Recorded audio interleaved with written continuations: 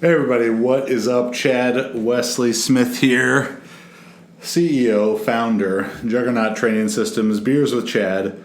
Update from last week, new cast, beautiful blue color, mostly just for the way it sets off my eyes. I'm very proud of this cast, mostly because when they gave it to me, it fit kind of shitty, and anyone who knows me knows that I'm incredibly not handy, so getting my brain percolating and deciding to melt or boil this and put this in boiling water like a mouthpiece and reform it to my arm, I was quite proud of my accomplishments there. Today we are drinking from Knee Deep Brewing Company Hoptologist Double IPA. Good old-fashioned 9%er from Deep Knee. They got several good beers I've had from here.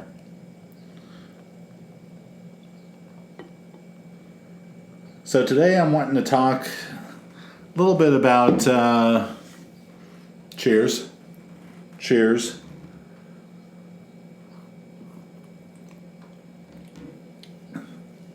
Give you some insight into my athletic career, all the way from the early days, the very earliest days, and then answer some questions that you find folks asked me on Instagram.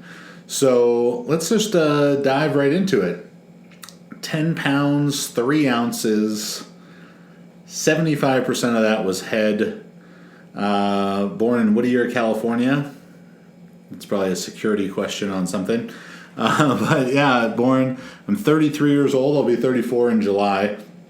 For those of you who don't know, I'm adopted at birth. I'll just save that whole thing for another episode. But adopted, went home from the hospital with the family that raised me, my family. Yeah, and just always been obsessed with sports from as early as I could possibly remember. I think a lot of it has to do with I have 2 older brothers, Adam and Zach. Adam is 12 years older than me. Zach is 9 years older than me. So, I'm 4 years old, and I'm seeing my 13 and 15-year-old brothers, and Zach, my middle brother.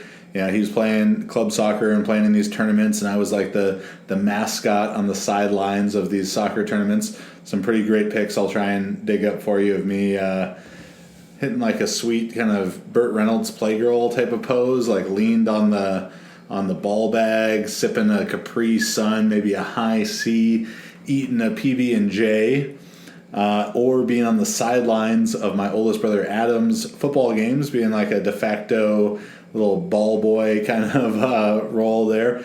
But I was exposed to sports very early. My brothers would be home in the driveway playing basketball or whatever, and I was just into it.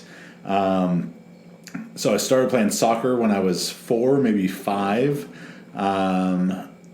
Swim team, local neighborhood swim team. If you grow up where I did, Orange County, Irvine, California, swim team is a big deal. Every neighborhood, like every little community, mass planned community in Irvine has their own swim team, and we go to battle every summer in for the Irvine Championships. I was on the Troll Rock Rockets. Butterfly, freestyle, backstroke, sucked at breaststroke. But yeah, most 5-year-olds could not match my shoulder development in the butterfly particularly, and I was a very, very good youth swimmer, even swimming for the Irvine Novaquatics, which is, I think, probably the most successful club swim team in the United States. So did that a lot. Started playing basketball, I think, when I was 8 years old. Every morning I would wake up probably 5:30, 6 o'clock. I've always been an early bird in that regard. I'd wake up early and I'd be downstairs watching the 6 a.m. Sports Center. And this is, 93, 94, 95, 96, that kind of time range from when I'm, 6 to 9 years old.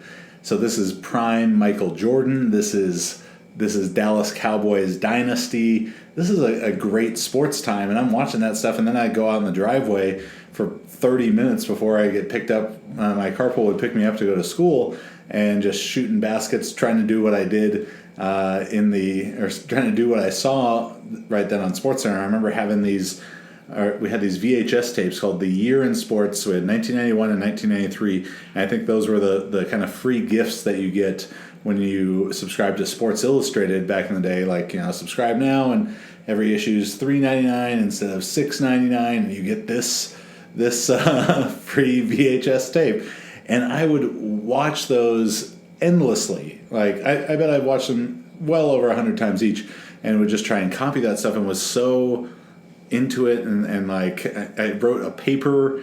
I wrote a story at school. It would have been in second grade, I think, first or second grade. And the story I wrote was all about the 1993 NBA Finals. That's Bulls versus Suns, Jordan versus Barkley. Wrote about that. Wrote about how Horace Grant blocked the shot to win to end Game 6. All this stuff. Always just so into it, to the point of when I tried out, or when I was going to play football for the first time. I was 9 years old. Irvine Chargers, Junior All-American football, and I knew that there was some level of tryout to this team. So to prepare myself for that, I may have just been on a binge marathon, alternating Little Giants and Rocky IV, because I was taking those car bungee cords, that you would use to tie stuff down in the back of a truck, and I lashed as many of them as I could find together, tying myself to a tree in the backyard, and was running band resisted sprints at 8 years old, all on my my own ideas were coming up with this. So that's how into it I was. And so soccer was big for me when I was young. Played club soccer. Swimming was big. Played swam for a very renowned club team. Basketball was pretty significant for me. Played AAU travel basketball, and then there was a point when I was 8 or 9 years old that I didn't make some specific club soccer team. So I decided, hey, let me go and try and do track with my best friend from elementary school and junior high, Kevin Arts. He was killing it as a distance runner, so I was like, yeah, I'll go do track. And I was a shot putter and a sprinter. At the time, I think it was probably 50 and 100 meter, maybe even 50 and 100 yard. I'm not totally sure, but did that, started doing track when I was 8 years old, and continued that all the way until I was 24, or right before I turned 24. So once I got into high school, it was football and track. In football, I was an offensive and defensive lineman. When I started out in high school, my freshman year of high school, first day of freshman year, I was about 5'8", 170 pounds. By the time I graduated high school, I was 6 foot or 6'1", probably 6 foot, and I'm about 6'1" now. 270 pounds, right in that. So I gained 100 pounds in high school. That was on a delicious combination of chocolate milk, the whole box of Kraft mac and cheese with a pound of hamburger mixed in, a Stag's Steakhouse chili, if you're familiar with that, a lot of 2-for-1 burrito deals, and a shitload of lifting, 2, 3, 4 hours a day, 5 or 6 days a week, all the time. And I was just always really into it. So in football, I ended up by senior year being an Orange County All-Star player, All-CAF, all that kind of stuff. But I was not particularly big. Even now, I'm 295, and frankly, with quarantine and drinking and too much time to cook, I think I was 301 this morning, so I gotta curtail that right now. But I don't think most people wouldn't think that I weighed that much. And when I was 265, 275 in high school, I had college football coaches ask me if I weighed 225. So I didn't get recruited by too many big schools. UCLA, I took official visit there for football and that kind of thing, but got offers from smaller schools, Davis, San Luis Obispo. But track was really my sport, throwing the shot put and the discus. So I was a 2-time CIF champion here, which is our Southern California section. So I'm 600 and 60 schools, something like that. Won that twice, and then went to the University of California, Berkeley on a track scholarship to throw the shot put there. Part of the #1 men's recruiting class in the country, according to Track and Field News, 2004 recruiting class. And got up there to throw, redshirted my first year. My roommate, one of my great friends, Nate Rolfe, and I came in this recruiting class together. He was hammer and discus. I was shot put and a little bit of hammer. We were inseparable, like track, first roommates in the dorms, track team together, same events more or less, and probably half of our classes together. Great guy. We were both redshirting that year, so we decided to create our own team. So redshirting for track and field, you still get to compete at the meets, but we did not compete for Cal. We compete unattached. So we created Team Unattached, which had incredible uniforms that we found at a local running store. These black singlets, royal blue stripe down the middle, and then singlets. I feel very European or Australian saying that. I think European, I'd call it a vest. Australia is a singlet, like a tank top. And then split leg runners shorts, these electric blue runner shorts to match the stripe. And we would compete as Team Unattached, and we would try and beat the rest of the throwers from Cal in a little internal competition that we were having ourselves. So spent 1 year doing that. And then the next year was on the team for the first semester, and it just was not a good situation. I won't go too much into that, but I'll say of our #1 men's recruiting class, it was 13 guys, and I think only 3 finished their career at Cal. Everyone else transferred or quit track. So I did 1 semester of track, the first semester of my second year, and then the next semester I didn't do track or really lift, but I did party a lot, so that was fun. And from there decided I wanted to transfer. I tried to transfer to either University of Georgia or University of North Carolina over Christmas break of that year, but the timing just was not right for that, so I ended up going back to Cal, just partying a bunch, and then transferring to a junior college down here in Southern California, where my best friend Paul and he was a javelin thrower at Cal. He and I still live maybe 2 miles apart. Lawyer, if you need any corporate litigation, hit him up. If you need any criminal defense stuff, his wife Martina Tynert, Vigil Law Defense, holler at her. You're welcome, Marty. We moved down here to Newport Beach, lived about 100 meters from the sand. And at that point, I just wanted to coach. I started coaching high school football, started coaching high school track, started coaching, running the off-season program for our football team, and I was 19, just turning 20. So I've been coaching, fairly full time since then, and I didn't have any interest in doing track anymore. I was kind of disillusioned by my experiences with Cal, as many people were, though some of the coaches were great, and I love them and have a lot of great friends from there, and still support Cal. Went up to the Cal USC game this year, so go Bears, but it just was not the right situation for me. So we were just living at the beach. I was going to junior college sparingly, like 6 units of junior college, living 200 yards from the sand in Newport, partying a lot, and it was a great time. But the next year came, and I started going to a school called Concordia University in Irvine, California. And at Concordia, there was a coach named Len Bluetrick, and Coach Blue had also coached me my junior and senior year of high school, and he asked me more or less as a favor, like, hey, just come out and throw for us. Like, you don't even really need to practice because it's a small school. Like, you'll score some points for us. Just show up and do it. So I'd practice like once or twice a week, and it was really not into it. Still coaching football, offensive and defensive line, running the off-season program, coaching track. Had a really good thrower. Got a guy to go from 48 feet to 58 feet my first year, coaching the shot put. And was a very part-time athlete at that point. I had about 20 months off of throwing in the middle of my track career, which I don't recommend. That's not a good strategy. So I had a frustrating year. My freshman year at Cal, my redshirt year, team unattached year, I threw 55 feet in the shot put. I'd thrown with the high school shot 62.6 prior to that. So 55 feet with the 16 my freshman year. And then my fourth year, I'm not holding my thumb up, my fourth year in college, fourth year? Sure. Fourth year in college, I only threw 53 feet 1 inch. And I was pissed and embarrassed, and that kind of hurt my back, and there's all kinds of shit. It was a bad year. So a couple weeks go by, and I'm like, telling my parents, like, I don't want to do track next year.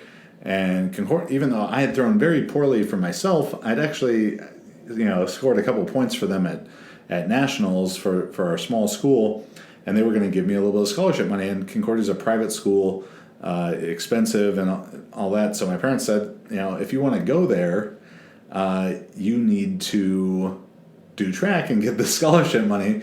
Otherwise, you can't go there, or at least we can't pay for it.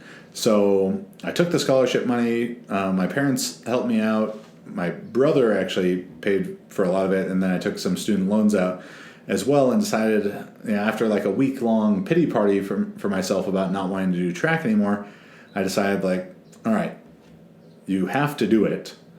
You're going to do track, so we can't make it like last year. You got to be good again. So that summer, I started training my ass off again. A lot of times I'd train with the high school football guys that I coached, or train at the same time as them during the summer, because if I was training at the same time as these 15, 16, 17-year-olds, even though I was only 19 or 20, I was Coach Smith, and Coach Smith could do no wrong in any of their eyes, so I could not, miss reps. I couldn't miss any lifts. I could not show any level of weakness. So I just trained my ass off all summer, got back in way better shape, and the next year, after throwing 53.1, my redshirt junior year, come back my senior and threw 63 feet 10 inches, won the NAIA indoors and outdoors. I think it was the third farthest throw that year among American collegiates. So that's D1, D2, D3, NAIA all put together. And it was a great year. It was fantastic.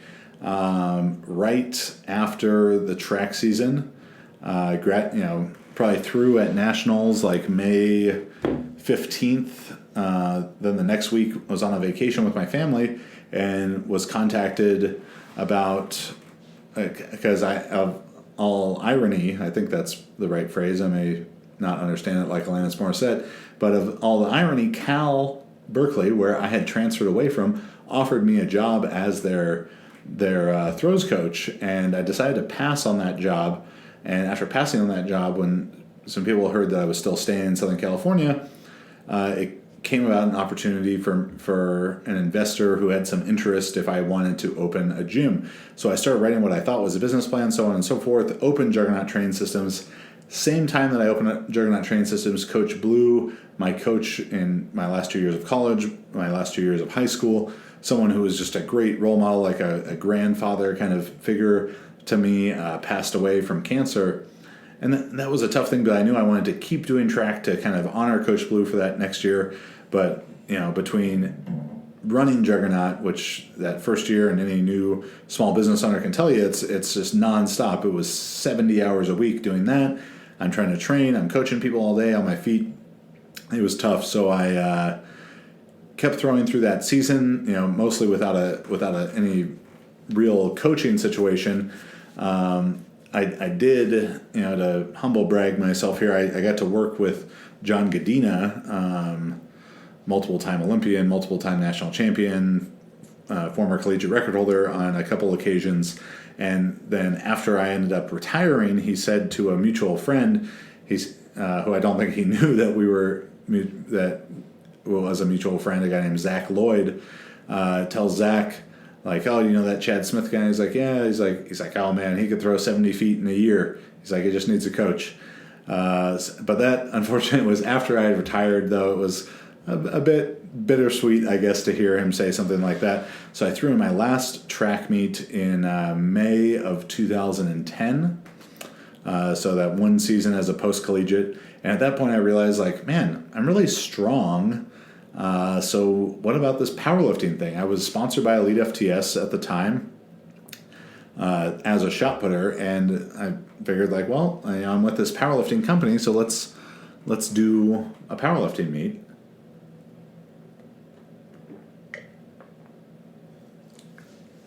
Drink break. I need to say that before I take a drink, because people listening to just the audio versions, they always tell me that it throws them off. They think that the feed died or something. So I was sponsored by Elite, and I figured, I might as well do a powerlifting meet. So I'd written the program, the Juggernaut Method, about 6 months prior to that, and was using it with a lot of clients in the gym. And we were a sport performance gym. This is 2009, early 2010. Powerlifting was not big. Weightlifting was not big. CrossFit had not really hit yet and helped grow those sports. And that's not what... I wasn't a powerlifter. We were not a powerlifting gym. We were a sport performance gym, and that's what I coached. I coached football players and jiu-jitsu and volleyball and soccer and water polo and swimming and all this stuff. So I was using the Juggernaut Method with them, and I said, all right, I'm going to use this for my own powerlifting meet. So I did it to the T, the exact same way it's written in the first book. I started training for that, trained for that July, August, September, October. Did my first powerlifting meet, coincidentally, the first USPA meet, the first one that existed, in October 2010. Squatted 800, benched 462, deadlifted 700. Sorry that you didn't do that at your first powerlifting meet. I have good genetics, and I trained for a long time. Hate me because you ain't me. But yeah, I had a pretty good first powerlifting meet. Granted, I was a Division I athlete and had been lifting weights for 10 years very seriously at that point. So I go 800 in reps, 462, 700. I think the seeds of my disdain for equipped powerlifting began with that experience too. Because one, I didn't really even know what equipped powerlifting was going into it, to the point that when I was talking to the customer service person at Elite to get my singlet as a sponsored athlete, I got a whole free singlet and some free wrist wraps. It was not a good deal, but maybe that's the topic for another day. They got like 31 articles and $40,000 for my book, though. So I was talking to the customer service person and I'm looking at the page on the website, and I was like, oh, give me this one. Send me this Metal Ace Pro Squatter. And she's like, I thought you were competing in Raw. And I was like, I am. She said, well, that's a squat suit. And I said, what's that? Because I'm just looking at that squat suit. It looked just like a singlet to me. And one was $200 and one was $50. So I was like, oh, I better get this $200 one. It seems like it's going to be way better. So I ask for the $200 singlet and find out that it's a squat suit, but I'm still not 100% sure what that was. Though I'd read every Elite FTS article, I'd read every WestsideBarbell.com article at that point. I'm like, this is when Elite used to just release like 4 or 5 articles a week on Fridays, and I would wait the whole week to read them. I had read literally like every article they had, and I'd seen the word bench shirt or super suit, but it had no context to me, so I didn't understand what it was. And then I'm at my meet and I'm waiting to do rack heights or put my openers in or whatever. And this extremely fat, short guy in the line next to me, waiting to to get his, I think, bench rack height, asked me what my what I'm opening at, and I said 725, and this was the squat, and he kind of scoffed, me too, in the bench. He bombed out. He was benching equipped and then bombed out. Classic equipped benching move. But so that was the start of my powerlifting career. The Central California Open, San Luis Obispo High School, October 2010, the first ever USPA meet. Went on from there, started working with Josh Bryant as a coach for my next 2 meets. He helped me total 2165. Then I squatted, the next meet I squatted 905 as a 308. Weighed about 305. I weighed in at 305.8, and I weighed that 305, 310, anywhere, depending on the day. After that, bombed out of a meet. If you were ever at the first USPA Nationals, you may have been there when I bombed out at 825. On this 905 squat, when I squatted 905, or maybe the attempt after I attempted 935, I really hurt my hip flexor and had like shit squat training the next training cycle, but figured like, it'll just happen at the meet, and go to the meet, miss 825 twice, and then just pulled out of the meet because I just squatted 905. I ain't doing a meet where I squat 825, and it was in Vegas. My buddies were there. There was more important things to do than lift shitty at a powerlifting meet. And at that point, the business of Juggernaut, this is late 2011, so we'd been open for about 2 years. We were gaining clients, but lacked a system, we were breaking even. We broke even after about 6 months, but weren't able to kind of turn this corner, and a thing that a lot of in-person gyms probably struggle with. So at that point I was like, it's probably better, and this I think was part of what contributed to the tough meet, is we're just really stressed out about the gym and about work. So I decided to take a step back from competing. We had a combine prep going. I was coaching bunch of high school football guys, getting them ready to go to college. And so those first from this meet in, I think, November of 2011, where I withdrew in Vegas, to about mid-March, mid-March, early April of 2012, I was training like twice a week, had lost 20 pounds, was just focused on being a businessman. I kind of was satisfied with what I'd done in powerlifting, to be honest. I just squatted what was then the American record in the 308s, a 900-pound squat. I was only one of 2 Americans squatting 900 in competition at that time. And I figured, I need to focus on coaching. I need to focus on growing my business. And then I saw, a Facebook event or something for California's Strongest Man, which was going to be in Huntington Beach, the next city over from me, in 6 days after I saw it. So I contacted the promoter and asked him if I could still sign up, and he said yes. So I signed up. I had never pressed a log before. We had a log, I just never used it. And so I tried to figure out how to use that, getting advice from people on Facebook. The only strongman thing I'd ever really done was flipped a tire. So I trained, the events as much as I could for a couple days. Show up there. He got 4th or 5th. Martin Litzis was competing there. I still honestly think that I got 3rd, but I think that they fucked me on the scoring, because the guys who run it, I now know, hate me. That's another hate me because they ain't me situation. And I guess that would have been my first clue about it. They didn't want some guy who signed up 6 days before coming to their show and podiuming, but that's neither here nor there. But it was shitty weather, some of the worst weather I've ever had in Southern California, but it was a ton of fun. So I was like, yep, strongman, I'm going for it. I'm doing this. I'd watched it on TV all growing up, and I was all in. So that was March of 2012. I then did my next show, I think 4 weeks later, barely missed by like 2 points, getting a Giants Live invite. Then just missed my pro card, and then in November 2012 got my pro card in strongman by winning NAS, North American Strongman Nationals. And I know there's a lot of federations now, but I don't exactly know what they all are. But at that time, NAS was the only one. So won the Amateur Nationals, turned pro, and then from there, 2013, kind of went back and forth competing in powerlifting and strongman. Had a couple herniated discs, and then decided to come back from that with only powerlifting in 2014, 2015, 2016. And I'll talk about that more in a later episode, but that's kind of the deal. Little kid, every sport, swimming, soccer, basketball, track. I went to a private school, and that might have been probably the hardest competitions we had, because of the 24 boys in my class that I went, most of them through kindergarten through 8th grade with, 8 of us ended up as Division I scholarship athletes. So it was insanely competitive recess and lunch games of basketball, soccer, foursquare, tetherball, whatever it is.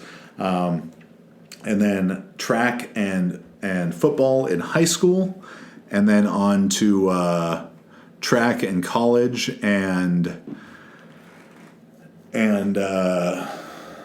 track as a post-collegiate, then powerlifting and strongman, or powerlifting and strongman, then just powerlifting, and now jiu-jitsu. And I'll talk about that powerlifting to jiu-jitsu transition in another episode as well. But here I want to answer a couple people's questions. So maybe the most common question on here is, are Marissa and I dating? And yes, we've actually been dating for on and off for about 7 years. We just never really share about it publicly because, to be honest, the idea of sharing your personal life on social media and even doing something like what I'm doing, talking about right now, is extremely awkward and strange to me. And I kind of think that maybe people should just mind their own business. But that's not the world we live in. So yeah, we've been together for a long time. I love her very much. She's as wonderful and beautiful and funny and talented as even more so than all of you see on Instagram and Facebook and all that stuff. Other questions. Let's see. Favorite bands. He wrote favorite bands, LOL. I don't know what's favorite or what's funny about that question. Maybe he meant it as like a secret. I mean bands like West Side type of accommodating resistance bands, which if so, well played, sir. But if not, as specific favorite bands, Tyler Childers is high. I mean, that he's getting played a lot in my car. If you want to know about my musical selections, the playlist on Spotify, World's Strongest Hipster, will give you a lot of insight to that. But man, I got all kind of stuff that I listen to. So eighth grade. I was in eighth grade in 1999 into 2000, and while going to Mariners Christian School here in Orange County, California, growing up in Irvine. There was some point in eighth grade that I heard the song Bling Bling by the Cash Money Millionaires, and apparently I just thought, like, this fucking speaks to me. Because from that point on, Cash Money into those early 2000s, a lot of Dirty South rap, Lil Jon, P.D. Pablo, all that stuff, all kinds of hip-hop in the early 2000s. I don't know that this is a PC word to say, but I was a huge wigger. I wore Echo and Sean John and Timberlands and Air Force Ones and Fat Farm. I did not wear any FUBU. I knew that the us they were referring to was not me, and I did not cross that barrier, but that's part of the reason why I know how to sea walk, why I'm just so generally cool and soulful, I'd say, was that time in my life. So I've got that kind of stuff. You can find some playlists of that on my Spotify. But yeah, no specific bands that I like always listen to, but go check that playlist out and you'll find a bunch of stuff like that. Had a couple questions to the effect of, if I had another job or a different career, what would I want that to be? So my degree is in history. Like I said, I started coaching high school football and track and running off-season programs when I was 19 years old. And I came back to Southern California from Cal really to do that, to become the head coach, to become a head football coach for high school, and kind of accompanying that here in California, at least, is being a teacher. So my degree is in history. So I planned on being a history teacher and being a head football coach. I was obsessed with coaching football from a leadership standpoint, from a personal development standpoint, from a strategy standpoint, team culture, all that stuff.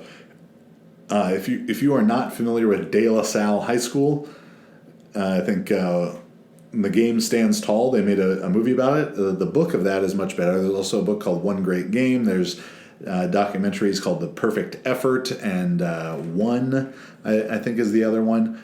Everything about De La Salle High School I was obsessed with because they were so amazing in their team culture, and that led them to not losing a game for 12 years, 151 straight games. So that is the career path I was on, was coaching high school football and being a high school teacher.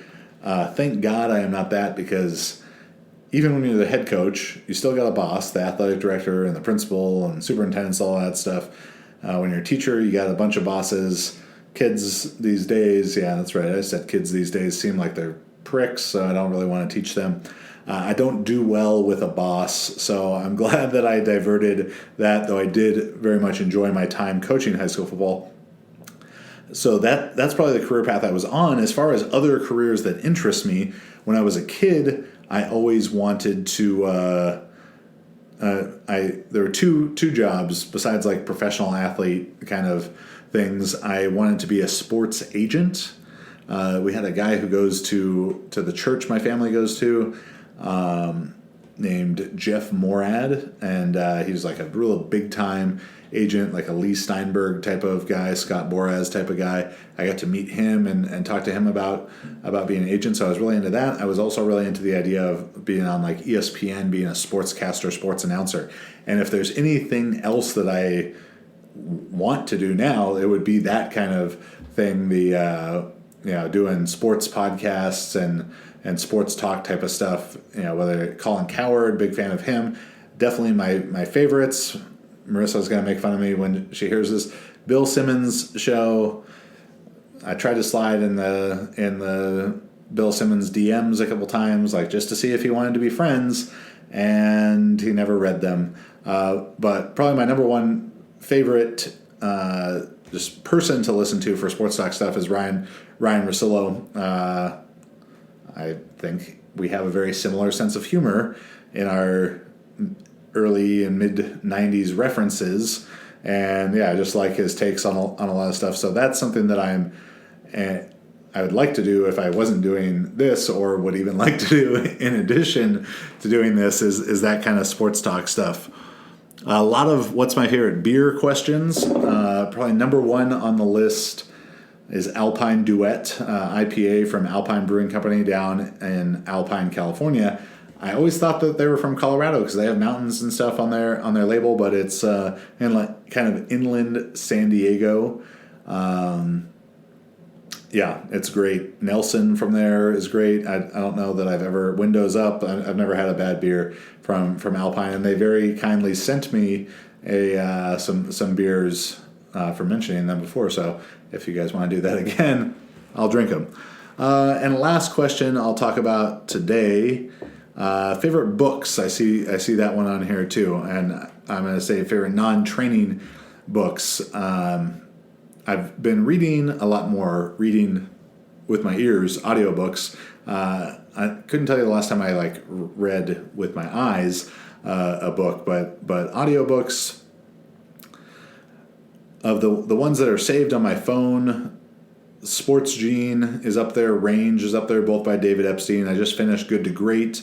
I just finished another book called The End of Marketing. So I've been a bit more into the business type of books lately. But I used to read, when I was coaching high school football, that was something I was really into, was reading like biographies and personal development and leadership type of books. When the Game Stands Tall, De La Salle book is a great one. But if there's one that stands out, it's called Season of Life by Jeffrey Marks, and it is about Jeffrey Marks, who is a writer, a journalist, who reconnects later in life with a guy named Joe Ehrman, who's coaching high school football but had previously played for the Indianapolis or Baltimore Colts, I believe. And the author, Jeffrey Marks, was a ball boy for them, and he reconnects with them later in life, and Joe Ehrman has gone through this sort of transformation from sort of 1970s NFL wild man to, leader of young men, high school football coach and pastor. And it is a book about relationships, male relationships, really, like why a lot of 30, 40 plus year old guys don't have a best friend, and why how masculinity is looked at, and it's a very powerful book, and I would highly suggest it to anyone. I've read it 3 times, I think. It's been a while. I should give it another look. I remember reading one of the stories in it where Joe Ehrman is talking about his brother dying of cancer. I was reading it on an airplane. I was crying in the seat in the airplane. Maybe the people next to me looked at me weird. But great book. Season of Life. Highly suggest that. So that there's a lot of questions. I'm going to do more episodes. I can drink beers more frequently and talk to you fun folks on the internet. Here that now that we're in Corona Mania, every other day. Probably not every day. I shouldn't do that. But thank you for listening. Thank you for watching. Cheers. See you next time.